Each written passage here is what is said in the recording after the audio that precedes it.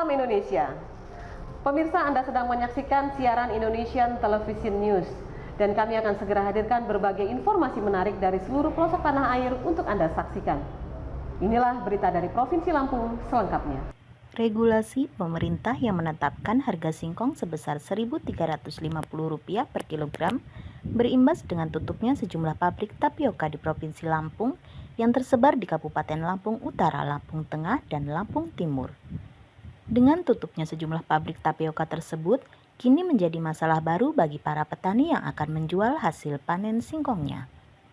Ansori Sabak, salah seorang tokoh masyarakat Lampung, meminta kepada para pemilik industri tapioka dapat membuka kembali pabriknya agar para petani bisa menjual kembali singkong hasil panenannya.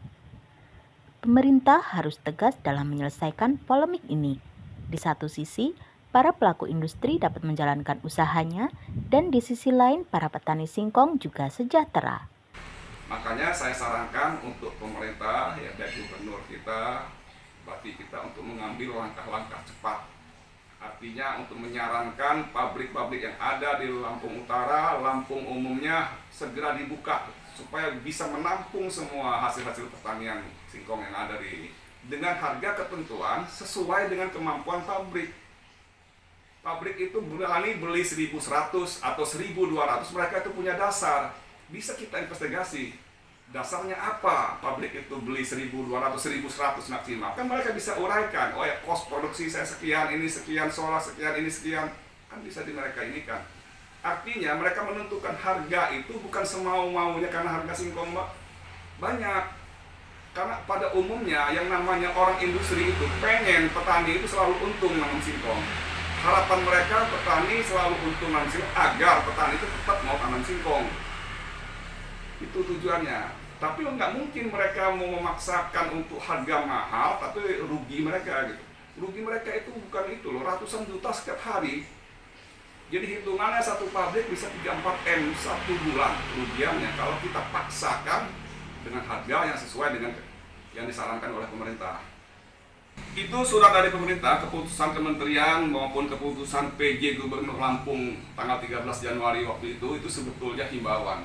Tidak bisa menjadi patokan, tidak ada dasar hukum mereka untuk mengharuskan pabrik itu membeli harga sesuai dengan keadaan yang mereka tentukan. Nah, pemerintah bisa menentukan harga sekian-sekian asal mereka siap untuk menampung hasil produksi dari pabrik-pabrik. Artinya hasil produksi tapioka mereka ditampung oleh pemerintah atau negara. Atau harga itu disubsidi oleh pemerintah. Nah, baru pemerintah bisa mengintervensi soal harga ya, di pabrik. Sekarang kalau dipaksakan dengan harga 1.350 itu saya pastikan pabrik selampung ini pasti akan tutup semua. Mereka tidak mungkin bisa. Hasil dari investigasi saya, hasil dari obrolan saya dengan kawan-kawan industri yang memiliki pabrik singkong, mereka paling berani, ini sudah paling berani di harga 1.200. Sangat disayangkan, kehancuran itu semua hancur. Petani yang ada di Lampung sekarang, kalau kita kawan-kawan PES bisa bertanya satu persatu, yang pengusaha singkong dalam kelas menengah ke bawah gitu ya, kita tidak bicara orang yang kapasitas yang sudah 10 hektar ke atas gitu ya, pengusaha itu. Semua menangis menjerit sekarang. Mereka punya singkong, hanya itulah, sudah ketuaan nggak bisa dijual, nggak ada tempat pabrik mereka jual. Sementara semakin lama singkong itu semakin tua dia acinya akan semakin habis. Pada akhirnya nanti nggak laku juga.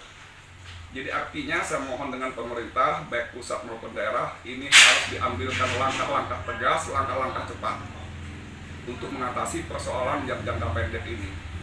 Kalau jangka panjang, insya Allah mungkin pemerintahan Pak Prabowo sudah ada solusinya bagaimana mensejahterakan petani, termasuk petani singkong. Tapi ini kita membutuhkan langkah-langkah tegas, langkah-langkah cepat dalam waktu yang sesingkat-singkatnya. Karena singkong yang ada di Lampung ini sudah membludak. Yang tua 5-6 bulan yang lalu sudah ketuaan sekarang, ya memang waktunya tua sekarang. Jadi menumpuk semua. Jadi saya minta dengan pemerintah untuk mendorong pabrik-pabrik yang ada di Lampung ini untuk segera mereka membuka pabriknya, memaksimalkan produksinya. Pemirsa, berita tadi sekaligus mengakhiri perjumpaan kita dalam Indonesian Television News edisi hari ini.